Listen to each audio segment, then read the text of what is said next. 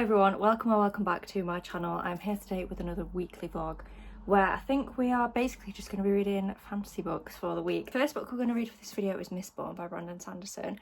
I'm currently 22% in. If you don't know what this book is about, it's basically a high fantasy book, and in this world there is someone called the Lord Ruler. Is that what he's called? Yeah, Lord Ruler. And he's basically in charge of like everything in the world, and he's not a great guy. In this world we've also got the Scar, who are kind of the lowest people in society. And then, I don't fully understand it all yet, but kind of in the middle, we've got Mistborn. But I think Scar can be Mistborn, but it's very, very rare that they would acquire the powers necessary. The general premise of this book is that we've got a group of people, a mixture of people from kind of different parts of society, that want to overthrow the Lord Ruler. They don't like how he is ruling. He doesn't really benefit anyone. Like the people at the top of society, the Scar at the bottom, like he just doesn't, the way that he governs doesn't benefit anyone, so they want to overthrow him. That sounds very interesting to me. I love a fantasy or a dystopian novel where it has some kind of politics in and where it's kind of in opposition to some kind of ruler or some kind of powerful entity. I really enjoy that in a fantasy or a dystopia. However, I also want to preface this by saying I read the Skyward series by Brandon Sanderson, which isn't the same. It's a YA sci-fi series, so very, very different, but same author. Like, you would expect that there would be crossovers perhaps in writing style, if not in content. However, I'm bored out of my mind reading this book. I think it's a combination of two things. A, I don't feel connected to the characters. At the beginning of this book, we went straight in to action, but not action. Like, straight away we were going about doing things, so we didn't stop to get to know the characters, which is fine. I actually don't want to spend the first 200 pages just getting to know what food people like and random shit. But I think the problem came in with the things that we were doing at the beginning weren't tension filled or compelling or interesting enough to give me any insight into who these people are. They were just kind of bobbing about rather than doing anything. Like, completely different type of fantasy book, but Watch Me by Tahira Mafi, for example. At the beginning of that book, it's like we've made death threats by page 3.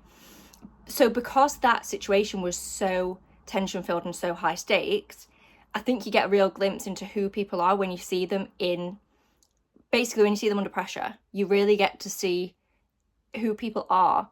But I don't feel like we've had that here. I don't feel like there's been any tension or pressure or anything to really show us who the characters are.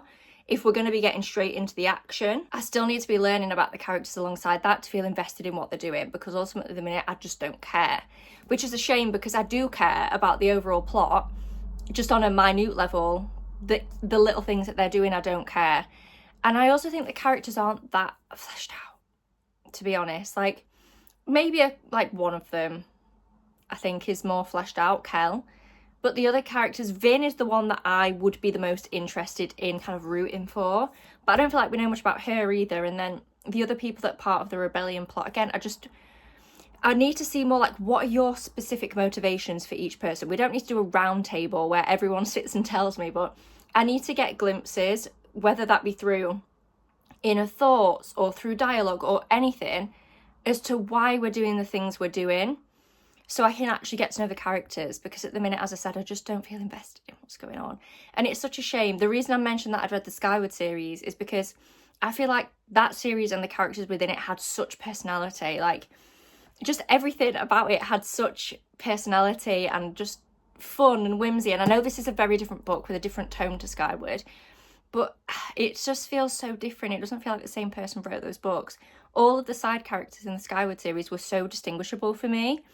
I could really tell them apart. They had different personality traits that complemented or didn't complement each other. I was rooting for each and every single one of them. Whenever something happened to any character in that book, I cared.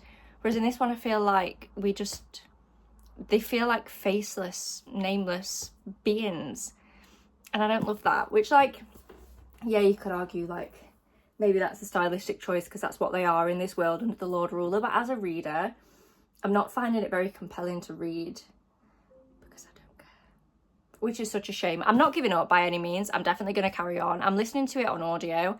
I tried to read some physically and I just couldn't get into it. I think I'm going to listen to a bit more on audio and then maybe this evening sit down and try and read some physically and swap between, because I don't want to get into the trap of listening to it on audio and just kind of letting my thoughts float away from me. I want to make sure I'm paying real attention. The magic system in this also sounds interesting. It's basically based on metals, and doing different things with different metals gives you different powers, gives you different abilities.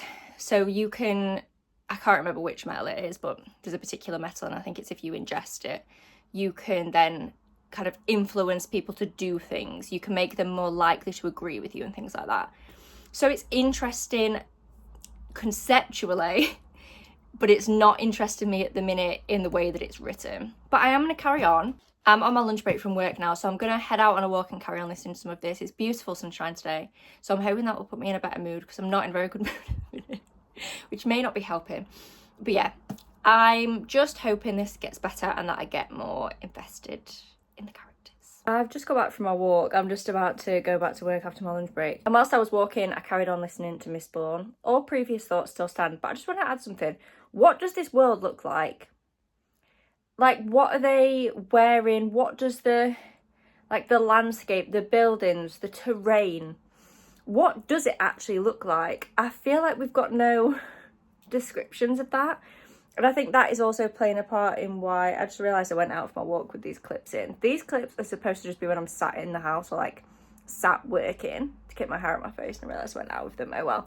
Anyway, I think that is also adding to why I'm not gelling with this book, because what am I actually reading about? What does it look like? Who is everyone? Do you know what I mean? I don't really care what the people look like. I don't need to know hair and eye colour, because I just make all that up in my head anyway. But I do want to know what the world looks like. I want to know what kind of terrain they're dealing with. I just want to know what their surroundings look like so I can feel immersed. How am I going to feel immersed if I have no idea where I'm supposed to be? I'm just not obsessed. I'm really not obsessed, and I really thought I would be. I thought this is going to be like a 5-star read. It's not giving 5-star read. About 10 seconds ago, I finished Mistborn by Brandon Sanderson, and the first words that came out of my mouth were, thank God that's done. This wasn't awful. I don't want to make it out like this was an awful book. I can take my book back out now. I don't want to make it out that this was an awful book. It obviously wasn't, like, objectively. I get why people love this. I'm just disappointed. I don't know if it's because I read Skyward first, and as I said, that series has so much personality to me and I love the characters. To then go to this, where the characters feel very cardboard and very 2D.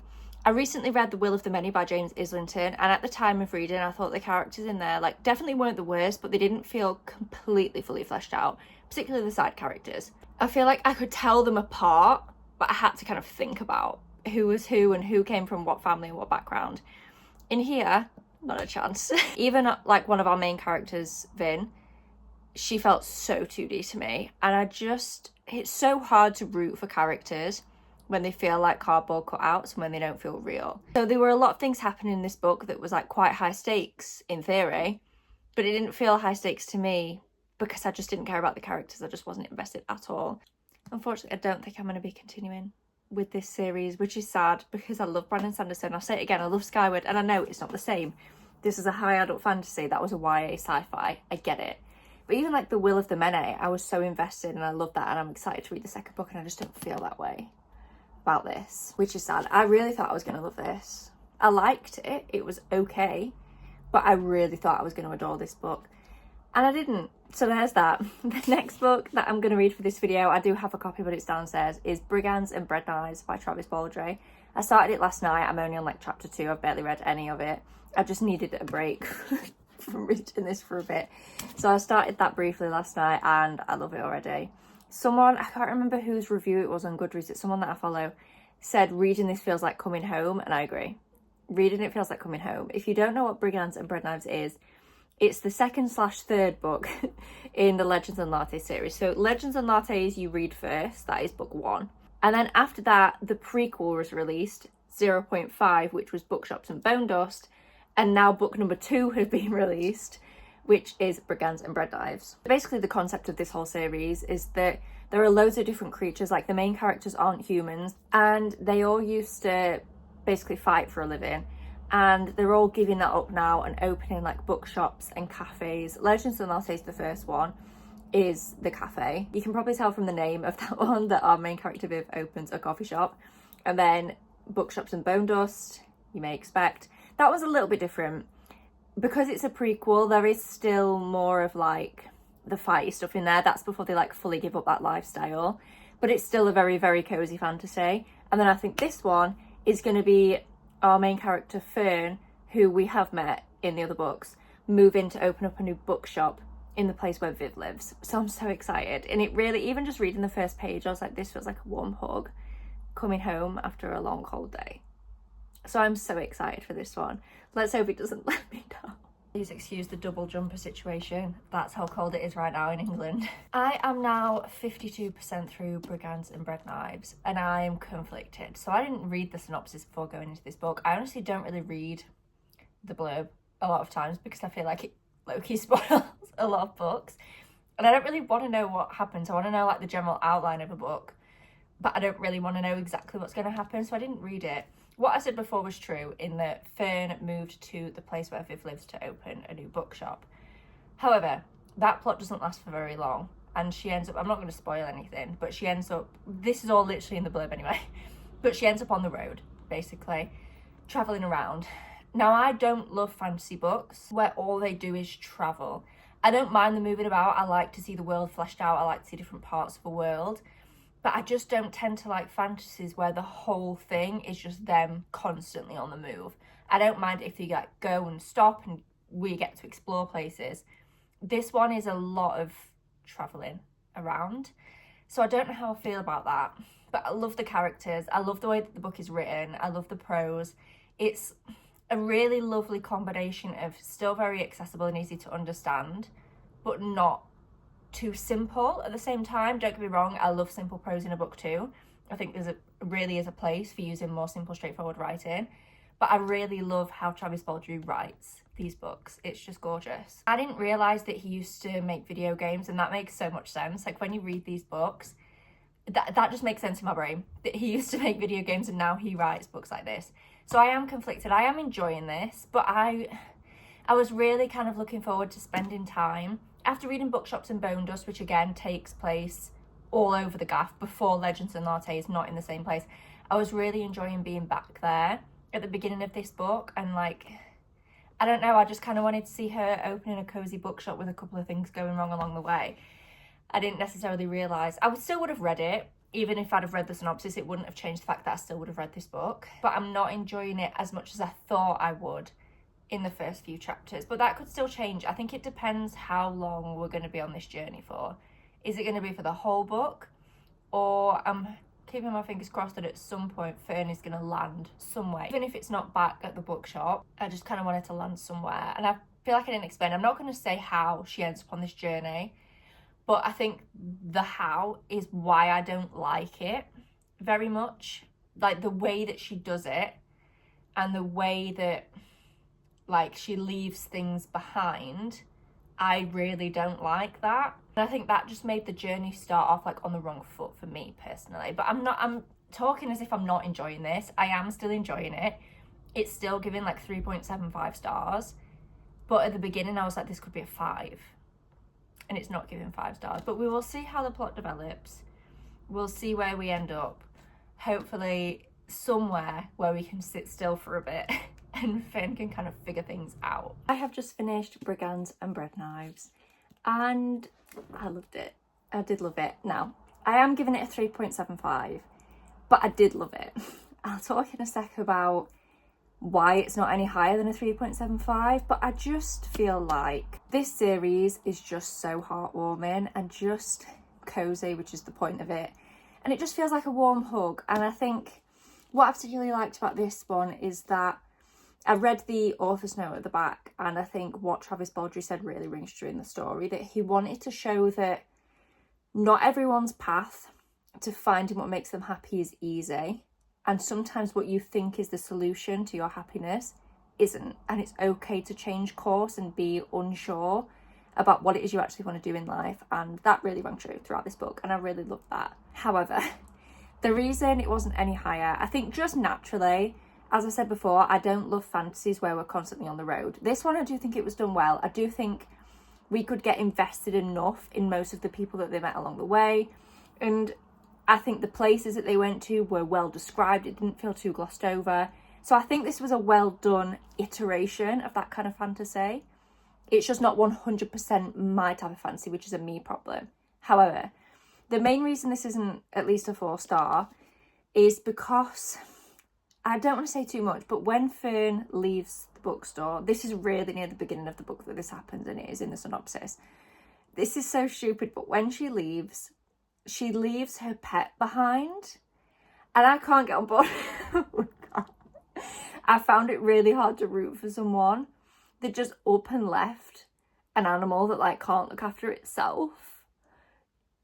I don't know, like I feel like that's a really silly reason to knock down a rating, but it genuinely did affect my enjoyment of the book. When Fern was out there doing what she wanted and living her life, it was really hard for me to kind of root for her and be like, go girl, you do what you want, when she left in the way that she had.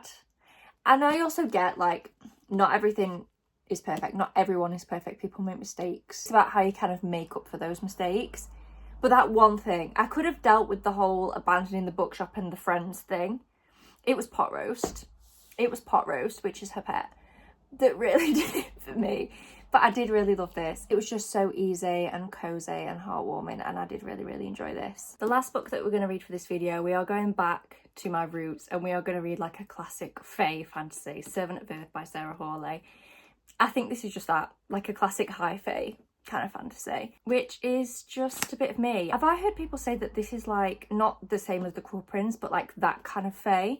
Because if so, I think I'm going to devour this and love it. Cruel Prince is one of my favourite trilogies ever. So if this does have those kind of vibes, I will love it. But I also love other fae fantasies as well. So I think no matter what kind of fae fantasy this is, there's a high chance that I'm going to enjoy this one. I am now just under 50% through Servant of Earth, and I'm rather conflicted on this book. I am enjoying it. It's got a lot going on. It's an interesting world. It kind of feels like if the Hunger Games, The Cruel Prince, and ACOTAR had a baby, this is kind of what you would get. So basically, we've got our main character who is a human, and for reasons, she ends up in the Fae realm. And in the Fae realm, there are noble Fae, under Fae, and nasties. So the noble Fae are the highest, they're like the queens, the princes, the princesses, the lords, etc. The under Fae are basically the Fae servants, and then you've got the nasties who are forced to live underground. They don't really interact with the under Fae or the noble Fae. They are seen as like the lowest of the low. And then you've kind of got humans that don't necessarily fit in that hierarchy but are not seen favourably in this world. They are all used as servants or worse. So our main character is living in the Fae realm, and she is a servant, as you might expect, and she has been tasked with helping. She's basically the handmaiden of one of the princesses, and she has been tasked with helping this princess through these trials. So our main character herself isn't like a participant in the trials, but she is helping the princess through them, which I think is an interesting twist, to still have trials in the book but not have it with the same, like, over and over again the main character doing the trials. So I think that's quite interesting. However, I do have a couple of issues with this book. One of them is a specific scene that I've just read, and one of them is more general. So just generally, I feel like the tone of this book is the same throughout. And you might be thinking, oh, surely that's good, like you would want the tone of a book to be the same. No, I think in a book like this, you need a couple of lighter moments to really emphasize the severity of the darker moments. I feel like in this book, it's just the main character, every single thing that she does is either to try and escape, which she's not really trying very hard, or to help the princess with the trials. There's no real moments in between. Like, she's learning sign language with some other humans, but the scenes that we see of that, we don't really see them. She just mentions like, oh, I went to see them and did that today. We've only actually seen one scene of her interacting with these humans. And don't get me wrong, I don't want the book to drag. I don't want loads of unnecessary scenes. But I do kind of think we need a bit of lightness to contrast with the more action-packed parts of the book to make them feel more impactful. I also think every friendship, there's no relationships in this book yet. There's like, you can definitely see a romance is being set up. I'll get onto that in a sec. I have more issues than I thought. The romance is being set up, but it's not a romance at this point. The friendships and alliances and everything in this book just feel so convenient. Like, for example, she's friends with one of the other servants called Aiden, except they're not really friends. Like, they just stand next to each other at all the events that they go to and tell each other stuff, but we're supposed to believe that, like, they're friends. It's like, how did you grow to trust each other? You just started telling each other shit. Like, where did you actually build up this friendship? I don't understand. And that's kind of how all of the friendships feel, like they just happened. They've not actually developed. Bearing in mind, at the beginning of this book, she's never been to the Fae realm, so we see her arrive there for the first time. So surely we should be seeing her actually building these friendships, but I don't feel like we really have. The romance that's being set up, I don't believe it for a second. Maybe I'm just being cynical, but I don't believe it for a second. I don't believe the intention of the MMC. Like, okay, so there's like two main male characters that keep cropping up. The one that the romance is being set up with, I don't think is the one she's going to end up with. And I also don't believe his intentions are as pure as they're made out to be. Maybe I'm completely wrong. Like, maybe I'm just being cynical.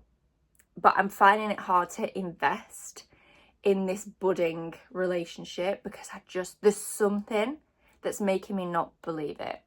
So overall, I am enjoying it. However, I just read a scene where, I'm not going to like spoil anything or be too specific here, by the way, but I just read a scene where our main character interacts with some of the nasties in the nasties part of the realm. I'm calling them the nasties because they do in the book, by the way. I'm not just being mean. She's in their territory and she goes into where they live and starts threatening people, and like, she just goes in a really combative state.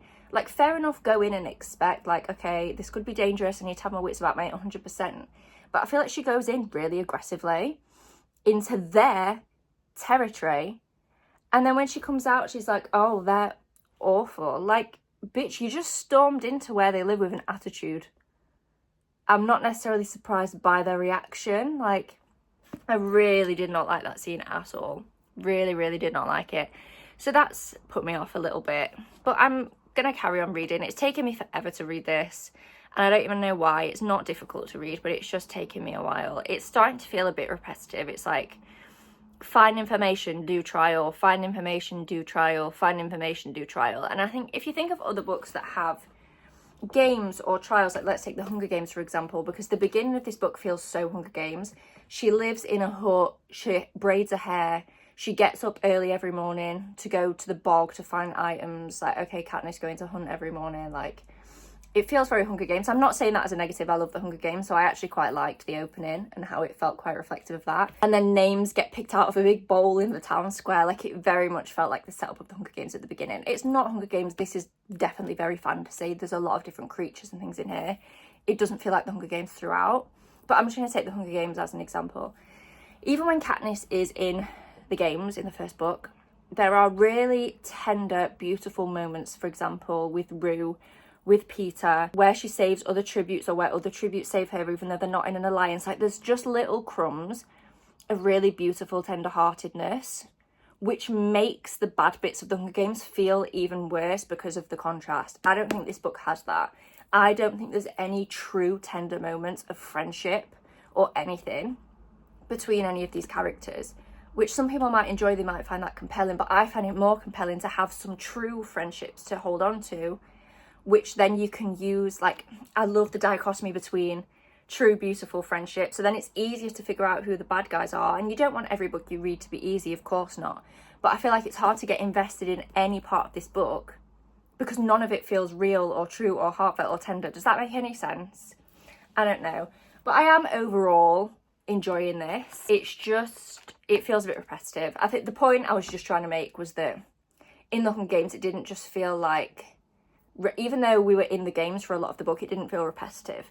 This feels repetitive, like trial, go in some tunnels, trial, go in some tunnels. Like, I just feel like we need to mix it up a bit. This morning I finished Servant of Earth by Sarah Hawley, and this was okay. It was fine. I found it very formulaic. Everything I said before stands. I've got hair in my face. Everything I said before stands. That it felt quite repetitive. It felt very formulaic. It was like trial, spy, trial, spy. The romance didn't romance. I predicted everything that was going to happen, and I need to point out that, like, I wasn't trying to. When I read a book, I'm a sit back, kick up my feet vibes kind of gal. I'm not trying to work anything out. So if I can predict everything that's going to happen, that's when you know it's obvious, because I made no effort to do so. I did not try and figure anything out. I think it was because it was so formulaic that everything just felt really obvious. Like every single thing that I predicted with certain characters, certain friendships and relationships, certain scenarios, the identities of people, everything I predicted came true. And again, to reiterate, I'm not trying to use my brain when I'm reading books like this. Like I'm here for the ride. And yeah, I just knew everything that was going to happen. That doesn't mean it's necessarily a bad book. If you want a fantasy book that is interesting, that has different species and a cool world, but you don't really want to have to like be completely switched on all the time whilst you're reading it, this is great. It's entertaining enough. I just thought it was a bit repetitive, and I wanted more in here about the rebellion. I feel like there were a few whispers and then it was like, oh, here we are. But the way that this ended did make me very intrigued for the second book, so I have gone straight into the second book. This one, 3 stars, solid enough, fine, just a bit repetitive and formulaic. I wasn't going to read another book for this video, but I've literally already started the second one, and I don't think this video is going up for like another week, and I will finish that book before then, so I might as well put the second book in the, what's it called? It's not called the Servant of Earth trilogy. I can't remember what it is called. I am like a few chapters in. It's more interesting, the pace is a bit better, it doesn't feel as formulaic, and I don't know where the story is going to go, which is an improvement. I'll pop back in when I'm like 50% through Princess of Blood maybe. I have just finished Princess of Blood, and if I had to sum it up in one word, I would sum it up with the word mid. It was just so aggressively mid. It should have been an email. We didn't really do enough to fill a book. It was a lot of people talking, it didn't feel the same as the first book, it did feel different. But we were doing a lot of the same things, walking through tunnels, spying on people, listening to what people were saying and then talking about it. There were things going on in the background, but I feel like some of the quite big events that you would expect to maybe see on page to do with this war, which I don't know what war they're talking about because I've not seen one on page, barely in this book. Anyway, some of the big things that happened we don't see, we just get told about them. And I think this would have really benefited from a dual point of view. Not necessarily like one after another for the whole book, but I think we just needed some other people's perspectives in this book to make it a bit more interesting, to be honest, because only seeing things from Kenna's point of view, she's still getting to grips with everything. So she doesn't see necessarily the nuance in a lot of things that could be quite interesting. She's not involved in, I don't know, just a lot of scenarios that would probably make this book a bit more interesting. The romance don't even speak to me about it. Like, it was just no development. The same as the romance in the first book, just no development whatsoever, which meant that, I'm obviously not going to say what it was, but events that happened later on to do with the romance didn't feel very impactful because I'm not invested in the romance because you've not given me anything to be invested in. All of a sudden they're just boning on a table and there's no build up for me to get invested in. So all in all, this just felt very mid. Very middle book syndrome. I probably won't read the last one. I'll see how I feel when it comes out. I think it comes out in September. If I feel compelled to read it, I will, but honestly, I just don't really care. Both the first book and the second book were 3 stars, so I'm just not overly bothered, unfortunately. But yeah, that brings us to the end of this video. Thank you so much for watching. Please give it a thumbs up down below if you enjoyed. Subscribe if you haven't already, and I'll see you in my next one. Bye.